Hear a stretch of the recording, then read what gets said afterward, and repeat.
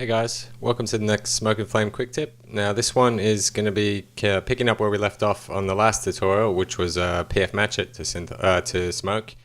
But I've had a few requests now, having done that, to show my workflow for going from Syntheyes to smoke or flame. So let's dive right in. So again, it's the same footage as the last tutorial, and I'm going to show you my approach to getting it from Syntheyes to smoke. So I'm just going to tab into Syntheyes, and as you can see, I've got the same source footage loaded in, and I'm just going to go straight to run auto tracker, and straight away it's done. And then I'm just going to go to solve and wait for it and press OK, and you see we've got a 1.5 pixel error, which is a little higher than I'd like. So I'm just going to go to track, clean up trackers, and make sure all these are selected. I'm just going to press fix and then solve again, and you'll see that brings the error down a bit. And now I'm going to go run that script again, clean up trackers, and I might just pull down the threshold on this, or actually, yeah, I'll pull down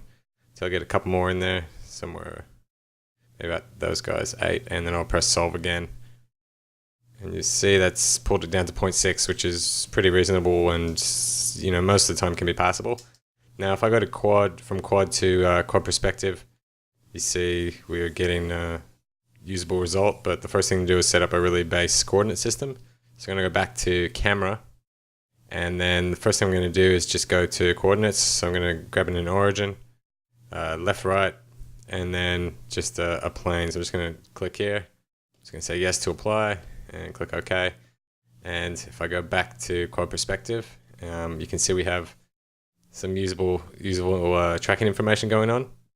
Now, the first thing is it's all oriented the wrong way. So I'm just going to go to the little 3D objects panel and click on whole. And this will move everything on a whole in terms of your camera. So I'm just going to click on the rotate and select the camera and just click and drag until it's somewhere around here, and then just position it somewhere around here, and then maybe rotate it just a little again till it kind of lines up perspective wise with what we're doing. And I might just rotate along there and then rotate up somewhere like that. And if we press play, see we're getting a pretty usable result. And the first thing is, based on this, you'd think this would be fine to just spit out into smoke, right? Like you think you could just kind of spit this data out. But I mean, if I go turn off whole and then zoom in on here, and I'll put in an earthling, and I'm just going to go into create mode and just pipe him up, and see there he is there. And if we press play, this all looks fine. He is drifting a little bit. I mean, we're not really worried about his position. It's more just seeing he's locked in. So now if I did go export and then to the Autodesk Action DVE mode, and I'm going to go 3D to smoke and then Syntheyes, I'm going to go number 8. I've done a few of these as a test, and just go OK. And if I tab into smoke, and then with that footage again, go effects, create connect effects, and grab in an action. And these are different from the FBX module because they actually come in through node preferences, load node. I'm going to grab number 8 and just pipe in my background, and I press F4, and we scrub through. Everything's looking okay. But the first thing you'll notice is if we go to the action bin and do just chuck in some kind of temp 3D text, our scale is a little bit out of whack. So if I go Shift 4, I mean it's not crazily out of whack, but it's still out of whack. And again, you can fix this through that fixing 3D cameras tutorial. But if you have access to the program, sometimes it's better to add one less thing to fix, because then if the 3D scene does update, you can just kind of know it's always going to work, and you don't have to apply the same things you did to that file to fix it. So this is the alternative. So from this, I know, because if I do go back to the object and size it up, it's still too big by default for my liking. So I'm just going to tab back into Syntheyes and scrub along. And the first thing I'm going to do is I'm going to set up some constraints. So I'm going to go back to camera, and the first thing I want to do is try and find somewhere that I know a distance relationship, which I could kind of go off, and I'm going to use these two guys, which is it's probably about 10 foot or so.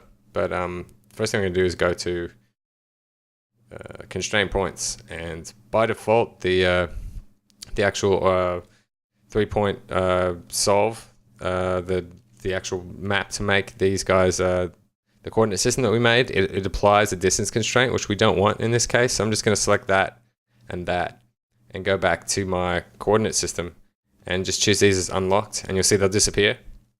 Now the first thing I want to do is touch that guy and then hold down Command and touch this guy, and I want to create a distance constraint. I'm going to say a big value. I'm going to go around somewhere around 350 and just press enter, and then go back to the solver tab and just press go, and I'm just going to press OK.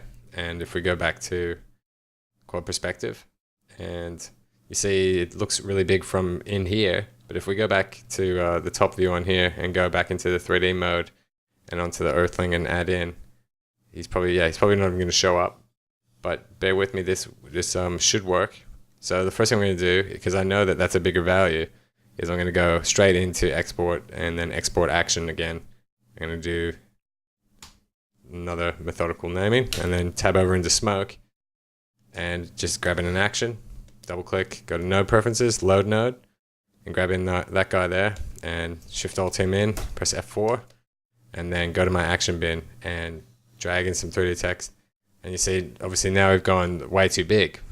So if we scale up though, I mean, this might be what you want, because again, always, whenever you're doing something in action, 3D text isn't always the thing you're going to be wanting to be adding in.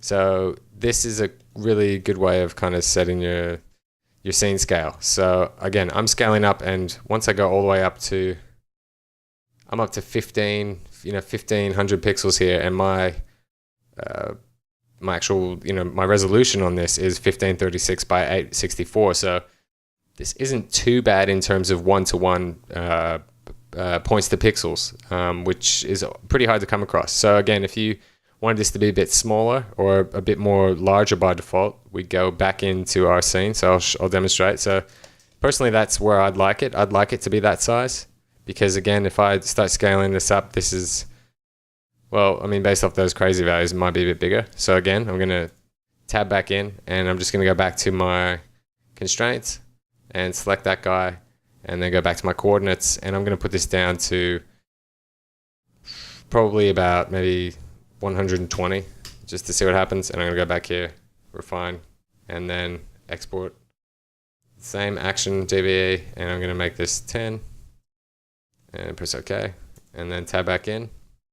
And I'm just going to do the same thing. So grabbing my action, load up, grab number 10 and pipe him in, and F4, and instantly you see these are more sensible to what you're used to.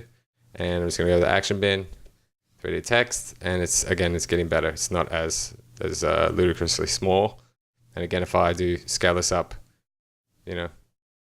I still think that's all right for scale. But again, if you wanted it tighter, you'd go back into Syntheyes, pipe that guy down to whatever you like in your distance constraint, solve it again, export to whatever you get in what you consider a nice working scene scale to work to. So that's it for this quick tip, guys. Hopefully this was useful. Any comments, requests, please leave me an email. Stay tuned for more.